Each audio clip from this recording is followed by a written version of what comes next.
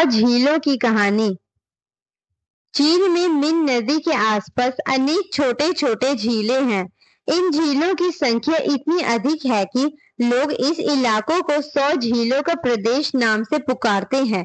लेकिन लोगों का ये कहना भी है कि आज से करोड़ों वर्ष पूर्व यहाँ एक भी झील ना थी। केवल मिन नदी कल कल स्वर में बहती रहती थी। तो फिर ये अनगिनत झीलें वहां कैसे बन गई? यह प्रदर्शन उनकी जुबान पर होती है। इस सिलसिले में इस प्रदेश में एक प्राचीन लोक कथा प्रसिद्ध है जो इस प्रकार है। वेनपेग नाम का एक छोटा सा लड़का था। वह अपनी माँ के साथ रहता था। उसके पिता का देहांत हो चुका था, इसलिए घर चलाने के लिए उसकी माँ दिन रात चावल के खेतों में जी तोड़ मेहनत किया करती थी। इस दौरान वेनपेग मछली पकड़ने जाया करता था। अक्सर वह मछली पकड़कर घर लाता और उसकी माँ उसे पकाती थी। किसी तरह उनके दिन बीत रहे थे। एक दिन सवेरे वेनपेग पर मछली पकड़ने के लिए गया, पर सारा दिन इंतजार करने के बाद भी उसे एक मछली नहीं मिली। सूर्यास्त होने के ही वाला था, इसलिए वह जाल समेटकर घर जाने की तैयारी करने लगा। पर अचानक उसका कांटा खींचने सा लगा। उसे लगा कि कांटे में जरूर कोई बड़ी मछली फंसी है। वह पूरी ताकत लगाकर उसे ऊपर खींचने लगा। उधर मछली भी बचने के लिए जोर लगा रही थी। आखिर वेनपेग मछली को पानी से बाहर निकालने में सफल हो गया। मछली देखकर तो वह हैरान रह गया, क्योंकि आज तक उसने ऐसे सुंदर चमकीली सुनहरी मछली नहीं देखी थी। अचानक उसके कानों में मछली की भाषा सुनाई पड़ी। वह सुनहरी मछली मनुष्य की भाषा में कह रही थी, कृपया मुझे पर दया करे और मुझे ना खाए।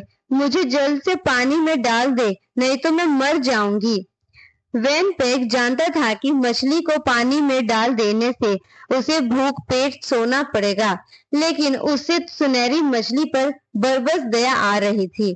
उसने मछली के मुंह से कांटा निकाला और उसे वापस पानी में डाल दिया।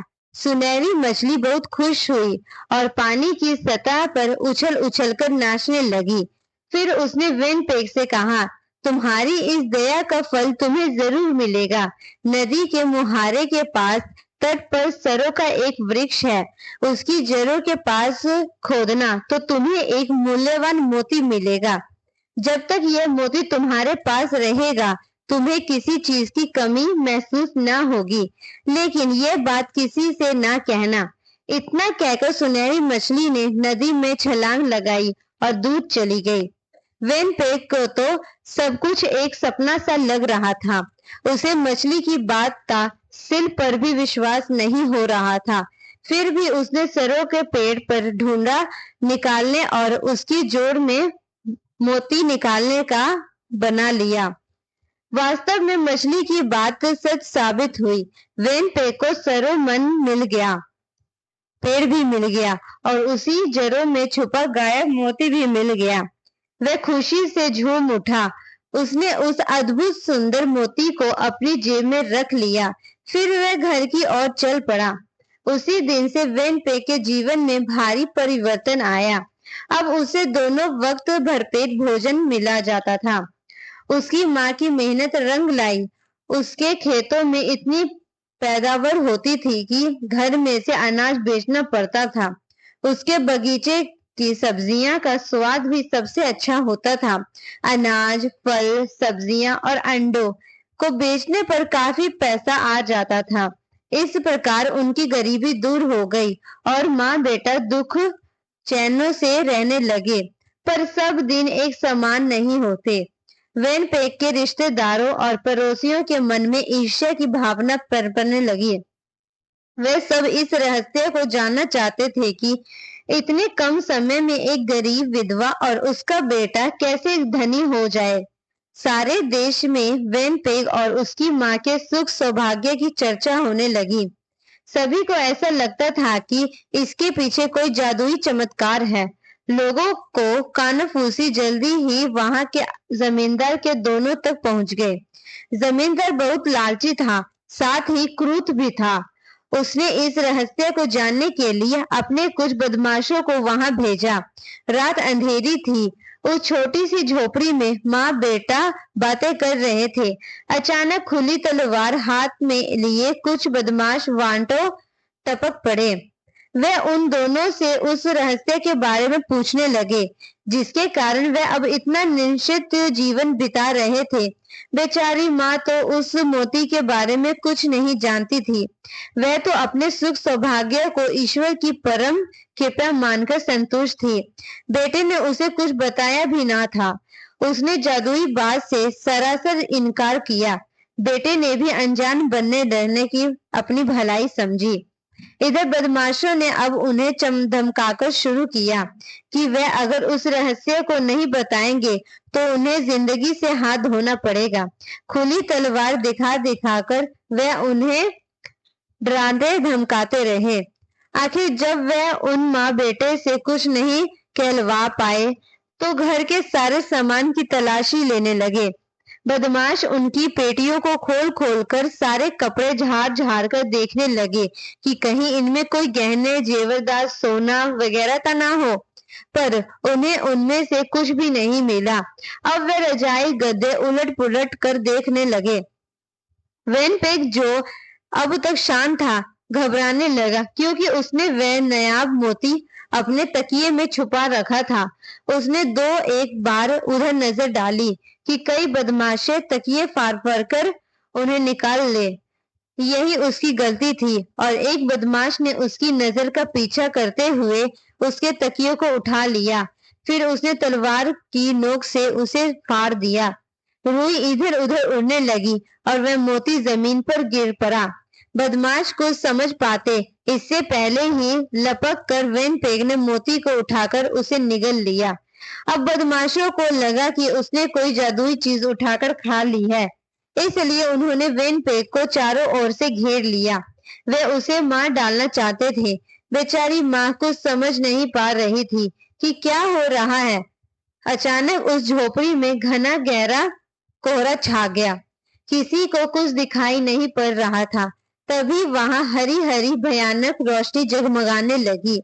यह रोशनी कुछ और नहीं बल्कि वेनपेग की आंखों की चमक थी जो लगातार जलती हुई नजर आ रही थी। बदमाश जितना वेनपेग की ओर देखते उतना उनके भीतर एक अजीब सा डर समाने लगा। वे वेनपेग की आंखों के तेज और हरी रोशनी के सामने डर से कांपने लगी। वे अपने आप को भीतर से बहुत कमजोर और असहाय सा पाने लगे। उनकी समझ में नहीं आ रहा था कि वे क्या करें। इधर वेनपेग खुद भी हैरान था। उसके भीतर कुछ अजीब सा परिवर्तन होने लगा था। उसे अब किसी भी गुंडे बदमाश से डर नहीं लग रहा था। उसे बेहद गर्मी लगने लगी और उस झोपड़ी में उसका दम घुटने लगा। जैसे ही वह बाहर जाने लगा वह बदमाश उसके रास्ते से खुद ही हट गए। उन्हें कुछ कहना ही नहीं पड़ा।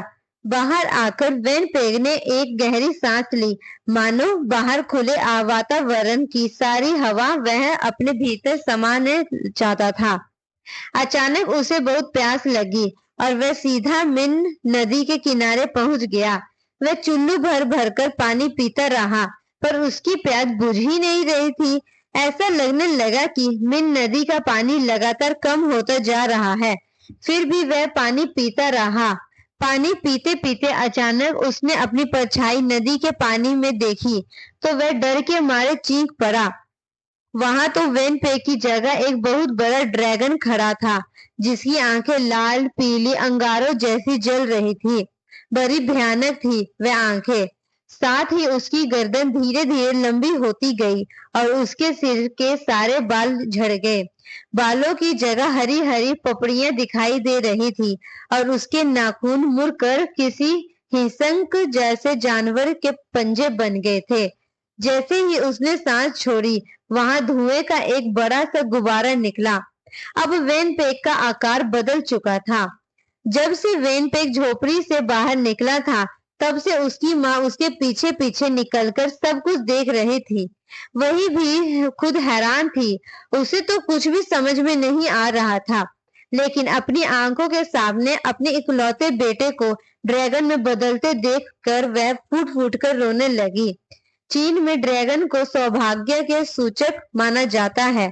वहां लोग अपनी घरों में ड्रैगन के चित्र व आकृतियां बना शुभ मानते हैं।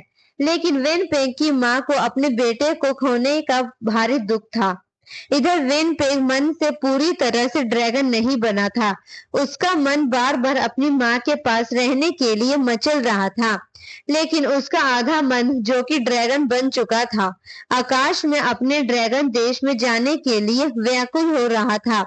आखिर ड्रैगन की जीत हुई। ड्रैगन में बदला वेन पेंग जब अपने ड्रैगन देश जाने के लिए उड़ने लगा तो उसकी मां आंखों से टप टप आंसू गिरने लगे।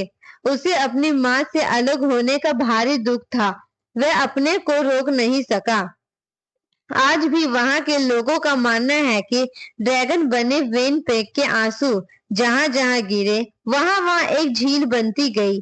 चूंकि ड्रैगन के आंसू एक बच्चे के आंसू से कई बहुत अधिक बड़े थे, इसलिए धरती पर गिरकर वे सूखे नहीं। मिन नदी के आसपास की ऐसी सैकड़ों झीलें आज भी वेन पेंग के आंसू से अपनी मां से बिछड़ने की दुख भरी गाथा और प्रतीक बनी हुई है। तभी तो मिन नदी का वह इलाका 100 झीलों का प्रदेश बनता है।